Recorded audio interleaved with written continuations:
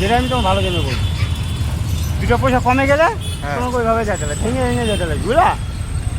তো আমি ব্যাঙ্গালোর যাব, প্রথমে রিক্সায় উঠলাম শিলিগুড়িতে, শিলিগুড়ি থেকে বাগডোগরা যাচ্ছি। আর বাগডোগরা ওখানেই অলরেডি আমি পৌঁছে গেছি। তো এখনই আমি এই যে আমার টিকিট, আমি প্লেনে উঠবো, এয়ারপোর্টের ভিতরের দিকে যাচ্ছি। এখানে প্লেন দ্বারা ওইখানে যাচ্ছি, দেখতে পাচ্ছেন।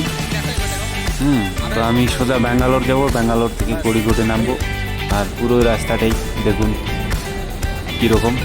আর এখন আমি গাড়িতে উঠলাম, একটি এয়ারপোর্টের ভিতরের গাড়িগুলো যেমন কীরকম।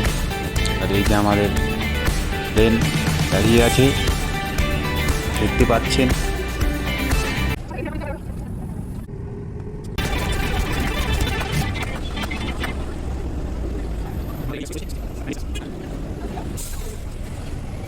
তো এখন আমরা বাস থেকে নামবো আর কি, বাস থেকে নেমে তারপরে প্লেনে উঠবো। ওঠার পরে আমি আপনাদের দেখাতে চেষ্টা করব যে প্রথমে প্লেনে উঠে, প্লেন যখন উপরে উঠে তখন স্পিড কেমন হয়। এই যে ব্যাগগুলো আমাদের প্লেনে উঠছে, আমাদের যে ব্যাগগুলো ছিল ওই একই প্লেনে আমরা যেটাতে যাব নিচের দিকে, সেই ব্যাগগুলো লোড হচ্ছে। আর আমরা প্লেনের ভিতরে বসে আছি। এক্ষুনি ছাড়বে প্লেনটি 5:10, বিকেল 5:10। তো এই যে প্লেনটি চালু হয়ে গেছে অটোমেটিক। এখন আমরা যাচ্ছি।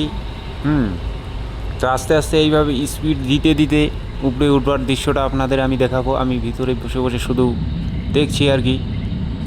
হ্যাঁ, এই যে দুর্দান্ত স্পিডে চলছে, দুর্দান্ত স্পিডে নিচের মধ্যে চলছে। এখন আস্তে আস্তে উপরে উঠে যাবে, আপনারা দেখতে পাচ্ছেন। এই যে উপরে উঠে গেছে, কিন্তু ভয় লাগছে, কি করব। তবে প্লেনে উঠে জানলার পাশে বসার আর মজাই এক আলাদা রকম লাগে, অনুভবই আলাদা রকমের হয়। তবে আমাদের পাশে রয়েছে আমার বন্ধু। এবারে দেখতে পাচ্ছেন নিচে নিচে আস্তে আস্তে কীভাবে ছোট হয়ে যাচ্ছে গাছপালাগুলো, এবং সবুজ একদম, কি সুন্দর একটা মানে দৃশ্য, প্রাকৃতিক দৃশ্য, দেখতেই অসাধারণ লাগছে। আমি আপনাদের জুম করে দেখাচ্ছি।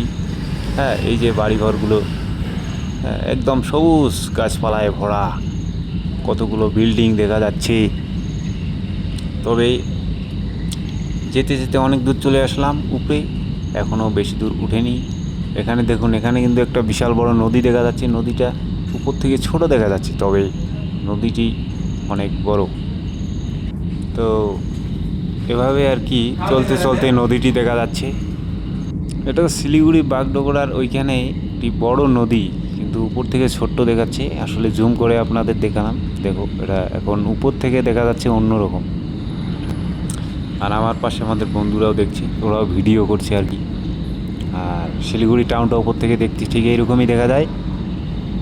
আর একটু পরে আমার সফর শেষ হবে, মনে করো 2.5 ঘন্টা লাগবে ব্যাঙ্গালোর যেতে। ব্যাঙ্গালোর থেকে আমি কোড়িকোট যাব।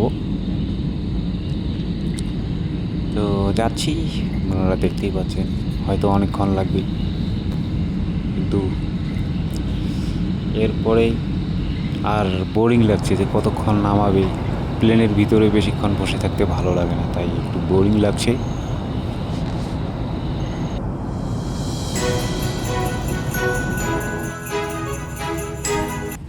তো এখন নেমে পড়লাম, নামার পরে এখন সামনের দিকে যাচ্ছি। এরপরে আমি অটোমেটিক ব্যাঙ্গালোর চলে এসেছি।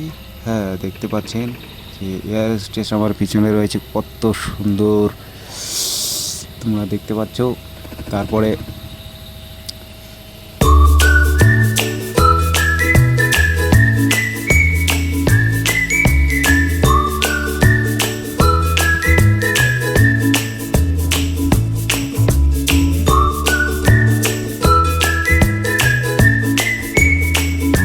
এর মধ্যে আমরা ব্যাঙ্গালোর এয়ারপোর্টে চলে এসেছি। দেখুন কত সুন্দর ব্যাঙ্গালোর এয়ারপোর্টটার ভিতরে, দেখুন হাতি আমার পিছনে রয়েছে, অসাধারণ সুন্দর দেখতে এয়ারপোর্টটি। এবং আমার পিছনে একটা ইউটিউবার ভাই রয়েছে, দেখুন ওই ইউটিউব ভিডিও করতে করতে পাগল হয়ে গেছে একদম।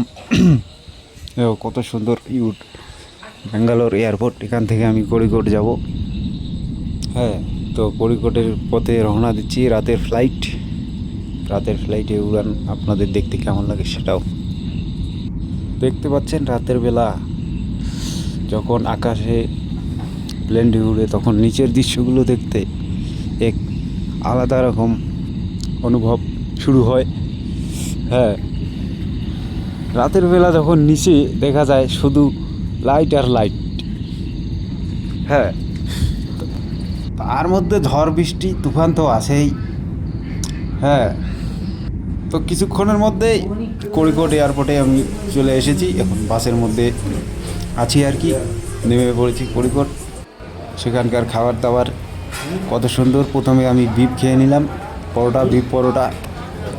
তারপরে বাস স্ট্যান্ডে যাব।